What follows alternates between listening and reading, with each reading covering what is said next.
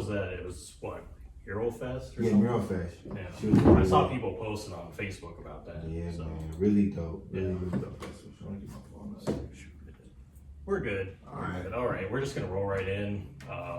I stopped doing the introduction thing really because I would like do introductions and then people would be like, oh, you forgot this, or oh, it's pronounced this way, or whatever. You still learning? But Jéan P The MC, what's up, man? What's up, man? How you doing? Doing great, man. I feel like we've been talking about it for like a year, maybe. Yeah. Year and a half. Because you reached out and tried. I'm like, man, every day he wants to do it, I gotta like work or do something. It's just the conflicting schedules, but I'm glad we're doing it now and here at the Hub Art Factory. Yeah, man. Which is really cool space. Like I said, I've seen this on your podcast, but I've never actually been here before. So really cool space. What does it mean to you to be able to like record here and do your thing here? It means a lot, because shout out to Tim Carmody. He's always extended the door for me to do things creatively. Being in a space full of visual artists and being a podcaster and a music artist, I don't feel any different. Even though they do visual art, I just feel like it's just a home for creatives, and to be a part of it is cool. So like, I'm really grateful that Tim gave me and Jeremy and Zach and Chase and our guests the opportunity to just do something here, and it's cool to be a part of it. We expose people to the Hub. A lot of people have never been here before, yourself included. You said it's your first time here, so I kind of like to bring people into this space and show them what's going on here. But it's really great to be a part of something like this. It is really cool, and I heard the episode you guys did with Tim where he's talking about like redoing the space and everything. How it was like a building that he bought, I think. Yeah, redid it. He bought it, I think, about 10 years ago. Well, this building's been many things, so crazy. We sitting on this platform. This was a teen club like years ago. Oh, so this was like a stage? Yeah. Oh, nice. So that makes sense. It's kind of elevated. Yeah, so even years ago, it being the many places that it's tried to be, and it being the Hub now, it represents the city right. It's really cool, for sure. And just doing the podcast, because like I said, I discovered you, believe it or not, I discovered you through a Facebook ad for the show you did with the Canton Symphony Orchestra. Oh, so this is probably this had to have been like February of 24 or somewhere in there. Yeah. Shout out to I was just scrolling and I saw that and I'm like, they're doing a show with an MC with Canton Symphony Orchestra. So that's how I discovered you. And then I dug into the podcast and found out you were doing all this cool stuff. So I guess we have Zuckerberg to thank for this interview today. Thank the billionaire for making that happen. Yeah, for sure. That's about the only thing I can thank you for, other than providing the platform. But again, I think it's we got so many things we could dive into. I think I want to start with the podcast just because that's kind of what I've been keeping up most with. I think. So how did Say What You Mean kind of come to fruition as far as like the idea of it, the genesis of it? And what does it mean to you to be able to interview so many cool people, especially in Canton?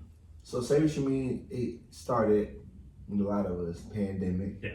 We wanted something to do. And I've always wanted to do other platforms, such as podcasting and journalism and stuff like that. So when the opportunity came, the girl I was seeing at the time, she encouraged me to do it. And I was just trying to learn different ways of doing it. I was doing it on my phone. I was trying to do it that way, call. Some app I was using where you could hear the phone calls. So to go from the infant stages of trying to just record someone to having a studio and being on YouTube is pretty cool. It's like that growth. The evolution. The evolution, yeah. So I said, I want to be the voice of the city, not just as Jéan P The MC, but like a voice where people can come to the couch. Yeah. You watch your favorite show and say, I'm gonna come sit on the couch and talk with the host. I want people to feel that when they see Canton and want to talk about culture, they come to me. Yeah. I guess where did the decision come from because you interview artists obviously, but you interview, like you had the mayor of Canton on here literally like 2 months ago. And you've had a lot of different people that are just involved in different things in the city and kind of like extended areas like Akron and things like that too. Where did that decision come from to interview not just creatives, but just other people doing great work in the community? I just wanted to show that Canton was more than what people see in the newspaper, because some people have these crazy assumptions of Canton, like the same things that happen here happen in major cities. So a lot of people's assumptions of Canton, sadly, is negative. Yeah. So even when I tell people I'm from Canton, they'll hear my music and assume I'm from a major city. Like, no, I'm coming from a city with 70,000 people. Yeah. You know, so I wanted to show that we have great things going on here. Northeast Ohio, you know. I know great people, so I'm like, yeah, they can come to Canton and sit on the couch for a little bit and talk. I want to share that story. So yeah, and that's what stood out to me too, was just being able, your ability to do that and put that light on those people as well is such a big thing. Yeah. So shout out to you for doing that, man, because I think it's something that not a lot of people are doing. Thank you. Because even in my own show, I haven't really interviewed a lot of people locally. Like I've interviewed local artists. Like Elijah, Marcus Wayne, people like that on the show. But, you know, I haven't done a lot of different interviews locally. And I think that's what stood out to me, because I found out you were from Canton too, because I didn't know any of the backstory. Like I said, I found that Facebook ad, didn't know like if they just were doing a show with you or where you're from, and just started digging in and figured out like you were from Canton. Yeah. I think that says a lot about you too, just being able to keep your roots here in the hometown, create your music, create your art, and then shed light and give back in that way too. And I guess that leads me to, you know, you've done different things in the community as well, events, things like that. What does that mean to you to give back even outside of music? Because obviously, you know, I always look at it like music, you can do a lot. You can give back through the lyrics and just give people that feeling and the hope and the inspiration. But there's other ways to get involved, and I feel like you've been doing that a lot. So what does that mean to you to give back in that way? Man, it means a lot, you know, because I was one of those kids who needed the help, who needed someone I could look up to. So I want to be that for the community, not just children, but for the community, people who see me every day, the adults I deliver mail to, the kids I get to interact with on the mail route through events and things I'm involved with. So being able to contribute in some way, shape, or form to like the youth and the city makes me feel good. And that's kind of why I do the podcast, is because the people I interview other than rappers and musicians, it opens up like a Rolodex for me, a good networking tool. Like all the guests that I've had on my show that are involved with the city or not, we're building a relationship with them, just being on the show, having a conversation, kicking their feet up in a way. You know what I'm saying? We have a lot of laughs on our show. You know, me and the guests, we crack jokes and do silly. I was gonna say it's more like free flowing, because you're just like having that real, genuine. Yeah, because I didn't want to be like scripted. You know, I didn't want to be like, tell us about your business. You know, I want people to feel like, you know, for example, we had Jenny George. You know, she works with the children downtown, and she works with organizations, child adolescents. Okay. And that's someone who I thought, you know, with her position, like, oh, you know, it's going to be very rigid, but it wasn't. You know, it was just very comfortable. She told us about things she does outside of work. Learned about glamping, you know, different types of camping, and we're just learning who people are, but also what inspires them to do what they do. You know, so it's like they know Jenny George, but say what you mean is a way of showing who are these people. Yeah, you peel back the layers. Even with the mayor, like who is Bill Shear? You know what I'm saying? Who are these important people? Who is Christian Turner? You know, who is Jenny George? Who is Lucas Tyndale? Who is Lester Sanders? You know, all these people. Who is Lamar Sharp? Yeah, and you take it back to the beginning too. You kind of, because you do that on every episode. You'll say like, okay, are you from Canton? And then you kind of go into like, how did you get going? What was your childhood like? And then what kind of inspired you to get to where you are now? That's like proper journalism to me. You know, it's like a lot of podcasts. It's just, let's get on the couch, ask you questions with no structure. I'm a real structured person. So it's like, especially with a podcast, it's like, okay, who, what, where, when, why. That's the format I follow with any guest I have. Yeah. You know, because a lot of people say, hey man, put me on the podcast. It's like, okay, I'm grateful, but what are we going to talk about? If you don't have anything we can talk about, I'm not saying not everybody has anything to talk about, but some people can't sit and have a conversation for an hour.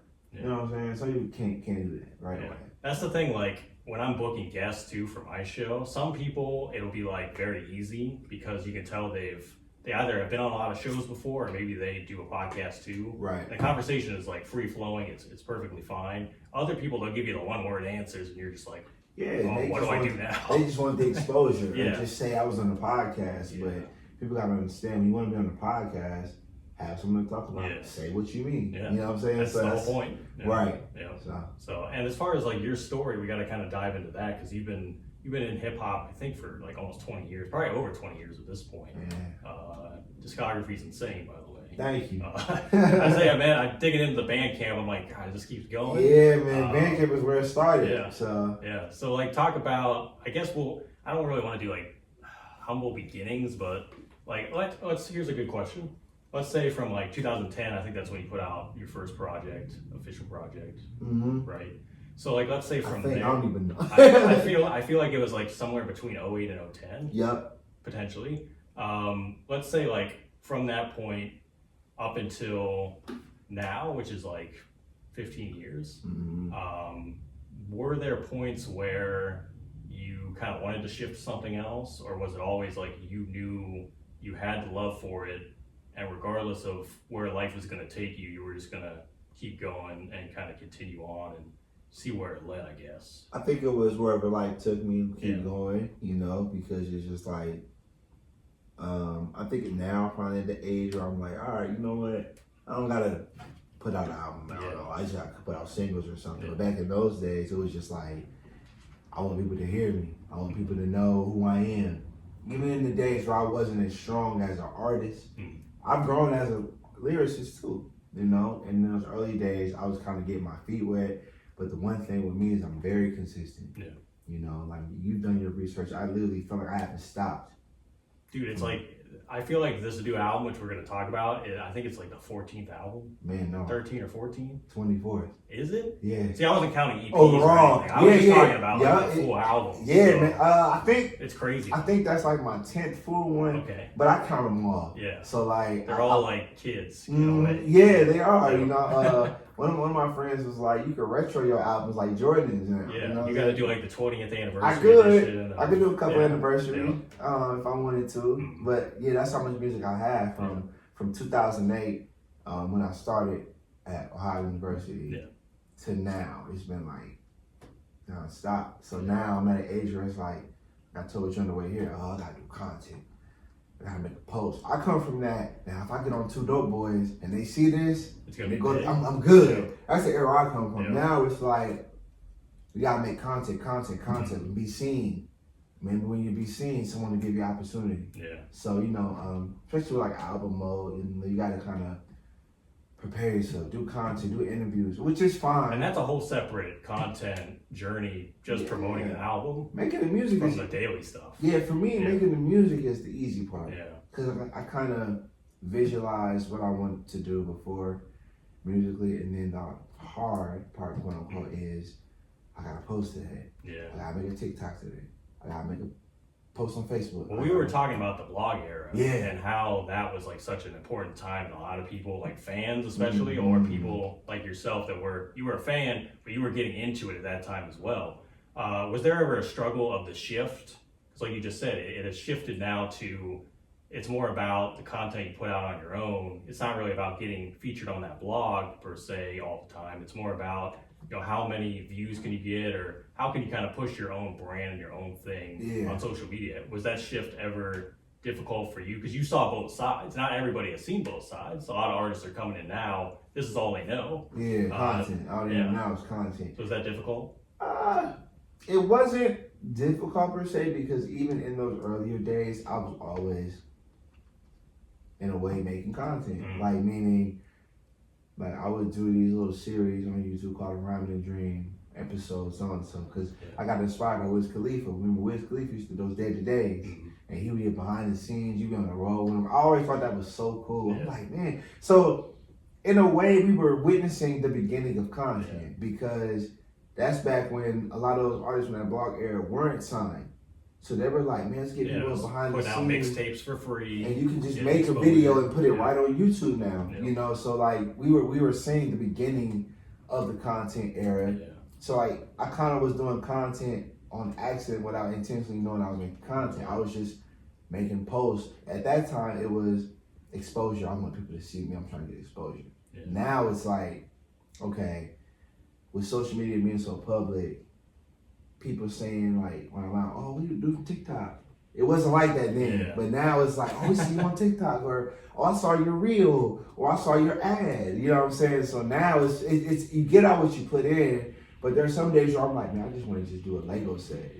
Just chill out. And just, or watch a movie. But I'm like, I also want people to buy my album. I want people to see who I am. So I never approach it as I'm like a vet in the game. I got a crown on my head. I still move like I'm a new artist. I am. You know, even though I've been active for 17 years, I still move as if the world doesn't know who I am yet. So it's always refreshing when people say, oh, you have to do, oh, thanks. You know what I'm saying? I still feel like I have more work to do. So. Yeah. That brings up a question. I was kind of curious about this because a lot of the times when you're doing your TikTok videos, you're in your mail carrier uniform and everything. You're doing them out on like deliveries and stuff. Does anybody that you work with ever see these? Yeah. Like know about them? What do they see them? What do they like them? Like one of my coworkers will be like, he'll be like, I saw your TikTok you made. I'm like, yeah, thanks. And it's nothing crazy. Like, I've had people ask me, what does your job say? And as long as I'm not driving. Yeah, which you can't be doing this. Yeah, I'm not doing that in the government, in a postal vehicle, but like, you know, I make sure I'm on lunch. Yeah. You know what I'm saying? I make sure I'm doing my job. At the end of the day, I may have my fun on TikTok being the mailman, but I still have a job to do. Yeah. And I do my job. Yeah. I do my job well. So it ain't like my management was like, you're not getting your job done, but you're making TikTok. It'd be a totally different story if you were just out there slagging off. And I'm having fun with my job. I make the most of it. So a lot of those TikToks I make are just random ideas I have while I'm working. It's not, I don't think like the night before, like, oh, tomorrow I want to make this. I'll be on the route, kind of bored, and I'll be like, oh, I'm going to do this. And then I'll make That's where the most fun ones come out, though, is when you're not thinking about it. And a lot of those TikToks that people see when I'm doing something funny or silly are just spur of the moment thoughts. Because my mind is just so, I have a wild imagination. So like, if I think of something funny, I'll be like, how can I incorporate that into the mailman story? So I feel like that's like content in general. I feel like performs the best when you're just letting it go. Like you're not thinking too much about it. I feel like the stuff I planned out and I'm like, oh, this is gonna be big, never is like, doesn't really hit like that. Right. It's the things that you come up with last minute that might be the things that, you know, kind of catch someone's attention, and then next thing you know, they're checking out your music, they're checking out all your stuff. Yeah, it's never how you plan it. Yeah. For sure. You mentioned Rhyme and a Dream, which you just did the documentary a couple months ago? Yeah, in July. You did the premiere. I saw it on YouTube, and I was a huge fan of it. I think it's incredible. Joe Lewis helped with that. Yeah, Joe Lewis and Pat Foley. Nice. Incredible. And I guess I just want to know, you know, what is the story behind it? What kind of led you to the decision of you know, creating a documentary and doing it that way? Because I think your approach with it was super unique. It wasn't really set up like a normal documentary, and it was still short form. It's almost like short form content too, where people can still sit down for 20-25 minutes and watch that, and they get to know a lot about you, your backstory, your music, and the city of Canton in general too. So like, what kind of led to this idea of putting that together? So Joe always wanted to do a documentary, even before it was done now. But I told Joe, I said, well, Joe, I think I gotta do a little bit more before I do a documentary, you know, because he wanted to do a documentary like 5 years ago. I'm like, man, we still got more to do. You know what I'm saying? And when I watch documentaries of artists that I like, I always at one point in time I was like, is it a conclusion? Does it mean like it's over? And that's why I didn't want to do it too, because it's like my journey's not over, you know. So like with the documentary, I just wanted people to see that, hey, I'm more than just the dude who posts on Facebook and social media. I actually have a story. So I think I made it for the supporters of Jéan P who knew me from the early days, people who are new fans to this day, people who know me just from as a mailman. Like, there's a story behind what I'm doing. So I think at the age I'm at now, I'm 35, and the fact I'm still consistent, I want people to see like, this is where he gets drive from. This is what motivates him to keep posting. Because I made some people fans when they didn't want to be. They were just like, look, man, I see you posting your stuff all the time, and I finally clicked the link, and I had to look at it, and I was impressed. You know, because some people just watch. With that documentary, it was a lot of, man, I didn't know that.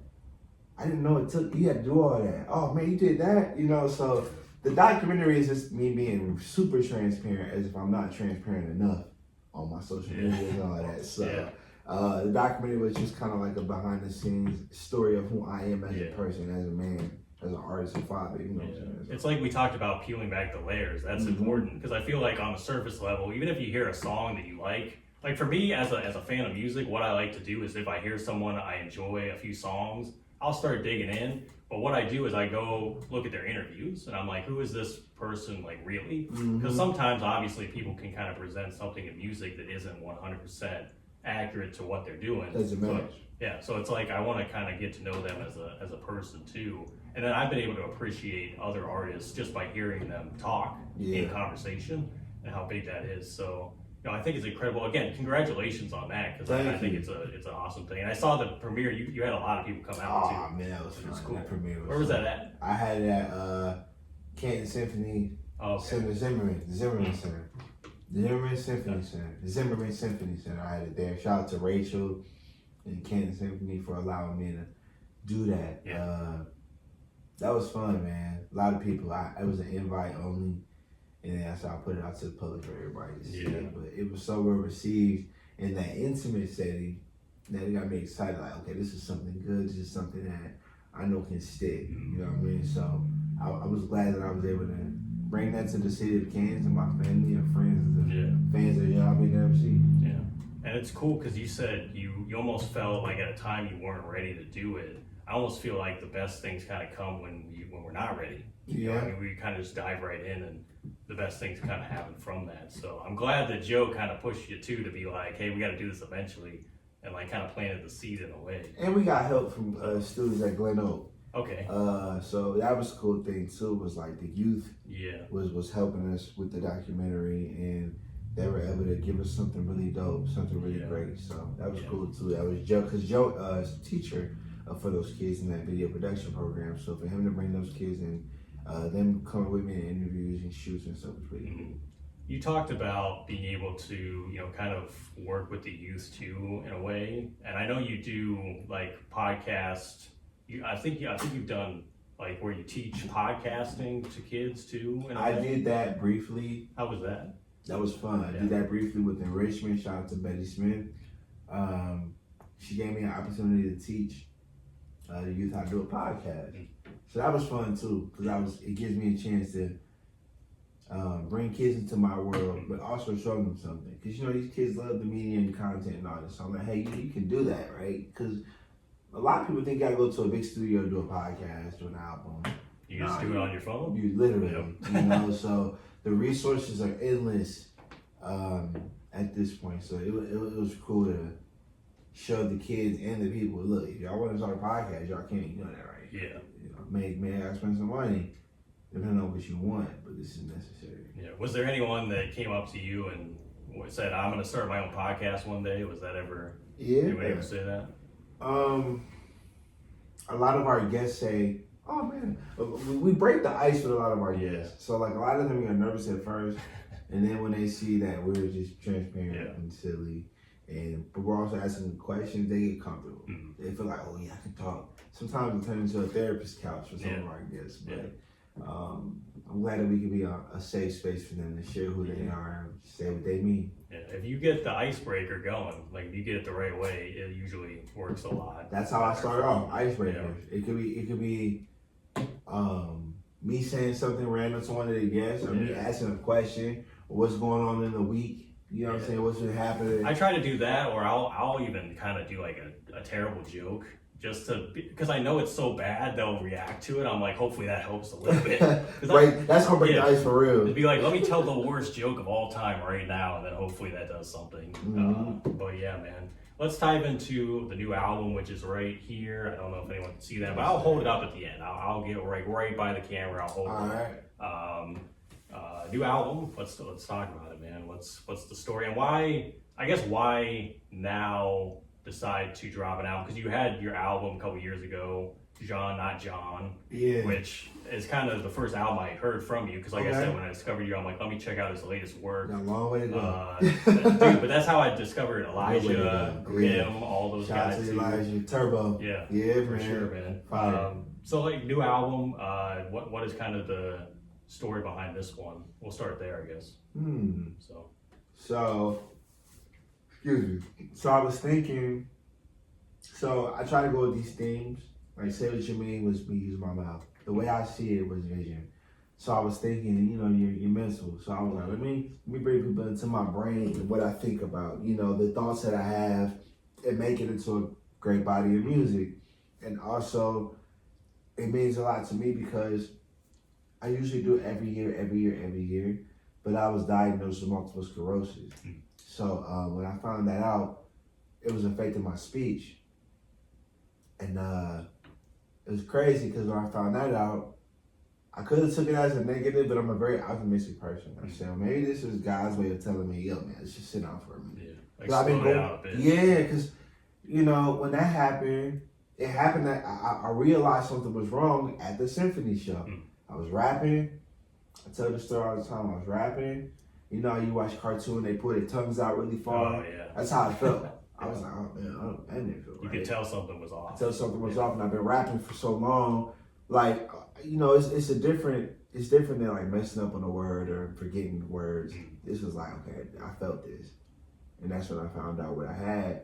So, excuse me. I used that year off, 2024, to kind of just live for Jéan. You know what I'm saying? Like, because I just feel like I've been so focused on Jéan P The MC for a long time. Yeah. And I think it took for that to happen to be like, all right, let's make sure Jéan is okay. Yeah. So I did things that I always wanted to do, like travel, start dating, you know what I'm saying? Like chilling, relaxing, you know, going to the gym, not necessarily just focusing on objectives, you know? So I think that was a motivation for me to get back in the lab. And when the doctor told me, he said, do you want speech therapy? I said, no, because all I do is just rap. So that will be the speech therapy. Yeah, so besides my treatments I get every 6 months, I found myself just rapping lyrics. Songs that I like, my songs, other people's songs, just to keep this going. Yeah. You know, so. Yeah. So what was the timeline for like start to finish then? Did you have it wrapped up earlier this year and you just were getting into the merch and the physicals and all that stuff? Like in total, how many months? For sure, I was thinking. Yeah. I'm working on this project for like 2 years. Because I was working on Jéan. Yeah. And it was sounding completely different. So you went right into the next one, yeah. And then that happened, and you were like, "Let me just slow it down." I usually do that though. Yeah. Like I feel it. One of my friends jokes me is like, I'll text him like, "Hey man, I'm working on another album." He said, "Man, you just put out an album last year." Yeah. But I never look at it that way. I always look at it as I'm just staying consistent because I love doing it. Yeah. You know, so I think 2024 was the first year I was like, all right, let me just. All right, it's okay to pump the mic down a little bit. It's better to put the mic down sometime. Yeah. I just always felt like I had to have it. I had to hold it in my hand. You know, I needed this mic. You know, hip hop isn't my identity, but it's just like it's something I love. Yeah. And for me to have MS and then affected that part of my life was very devastating. Yeah. You know, I told the doctor, I'm like, man, this is what I do. Like I'm a hip hop artist. Like, you know, I speak a lot. You know, so. Once I started working towards that, making sure that was right, it made me feel more comfortable to keep going. Yeah.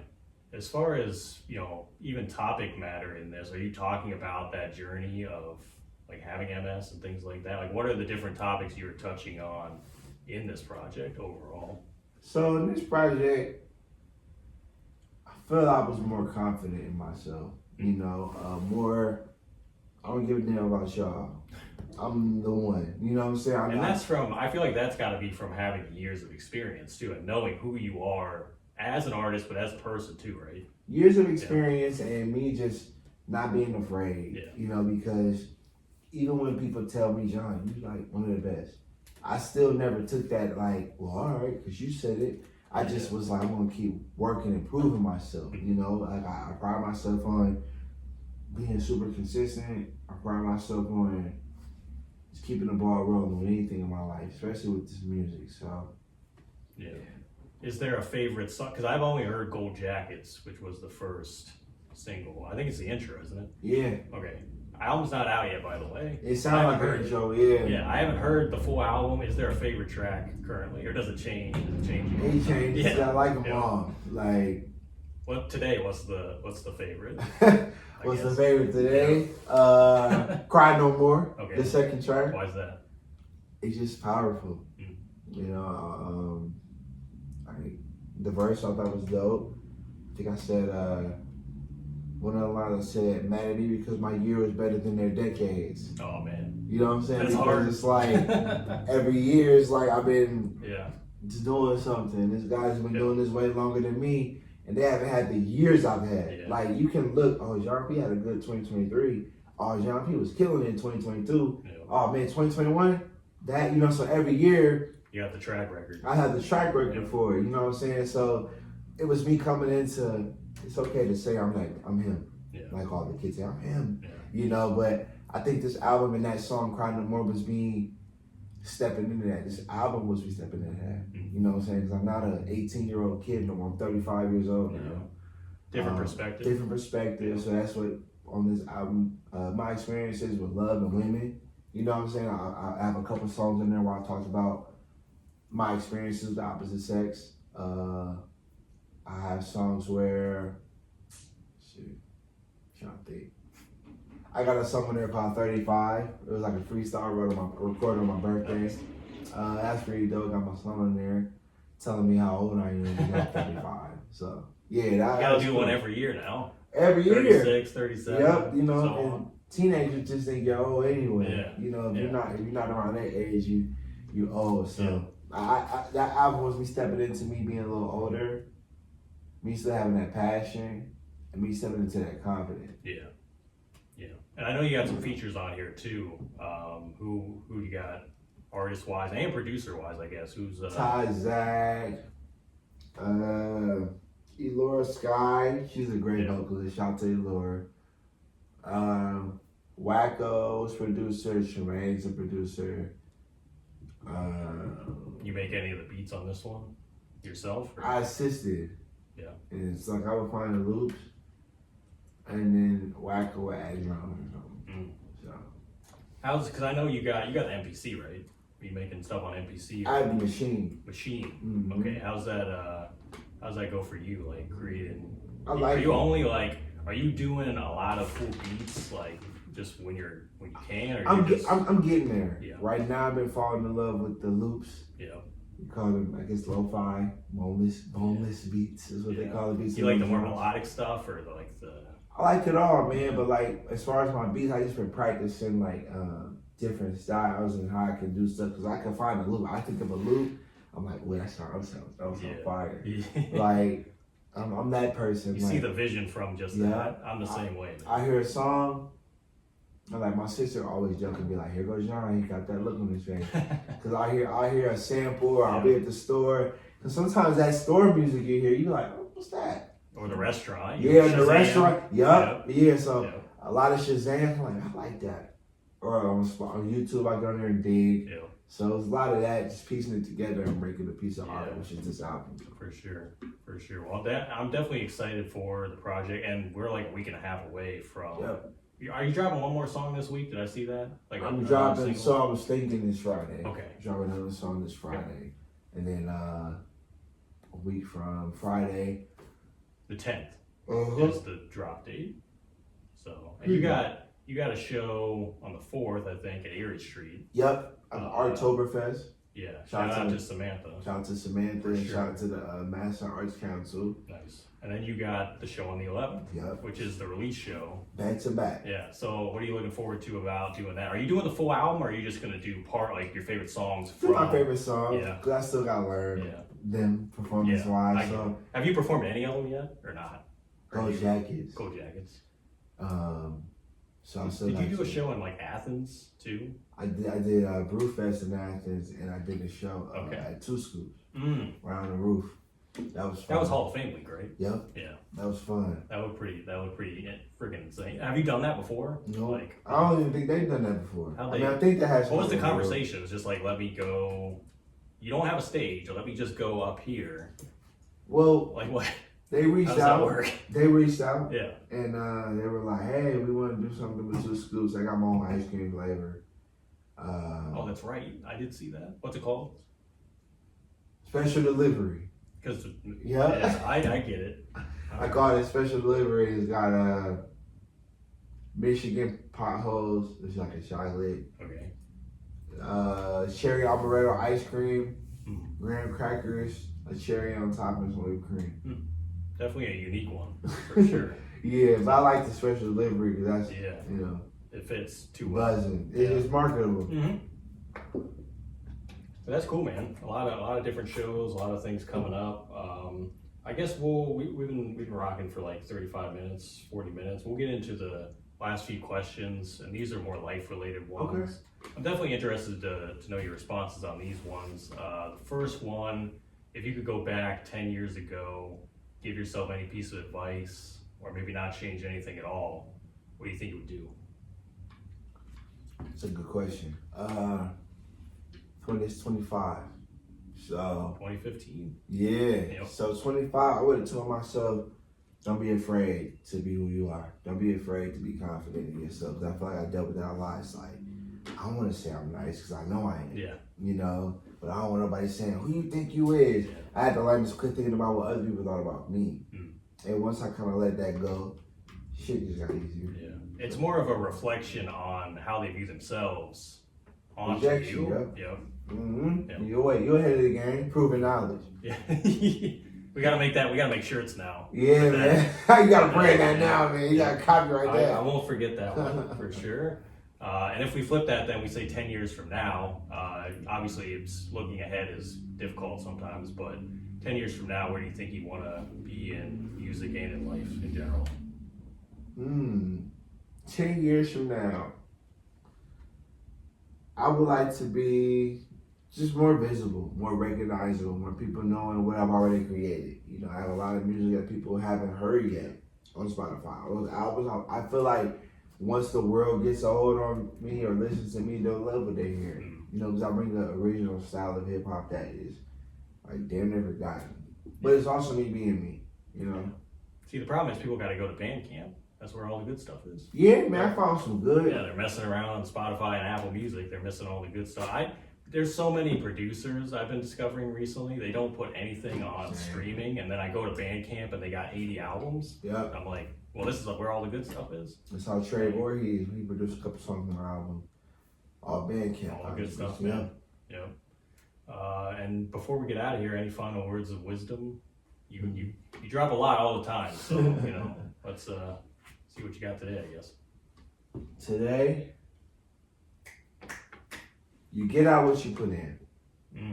That's what I tell my son. You know, you get out what you put in. You know, this content may be tiring, the podcast and shit can be tiring, but it feels good when people know who you are. Yeah. You know, it definitely feels good. I said it before, but like going out in places in public, you know, just kind of moving humbly. That's me. I move humble. I don't move around like I'm Jéan, you know. But it feels good. Like I delivered some mail to the YWCA, and a woman was saying, "We saw your documentary. That was amazing. Yeah. I didn't even know who she was. You know what I'm saying? So whoever's watching, keep watching the positives. Yeah. Keep watching what I'm trying to do. I'm trying to bring the hip hop. I'm trying to bring some culture here, man. Yeah. Best thing you can, because we need it. For sure, man. Well, I gotta say, you're doing that through and through, man. And that's, like I said, that's what stood out to me just about you as a person. What you're doing as a person, outside of just what you're doing, you know, as a creative. I think it says a lot about you and who you are. So I gotta say, you know, thank you for everything that you're doing, and thank you for giving me the opportunity to come here. Shout out to Tim if Tim watches this. Yeah, thanks for letting me come here. Shout out to the hub, man. He doesn't know me, but he knows this guy. You know, thank you for allowing me to be here, because this is probably one of the coolest settings I've definitely done an interview in. Shout out to Proven Knowledge, man. Keep doing your thing, man. And I promised I would do this, so I'm gonna hold up the album to the camera so they can see the album up close. Oh, if I can get out of my chair.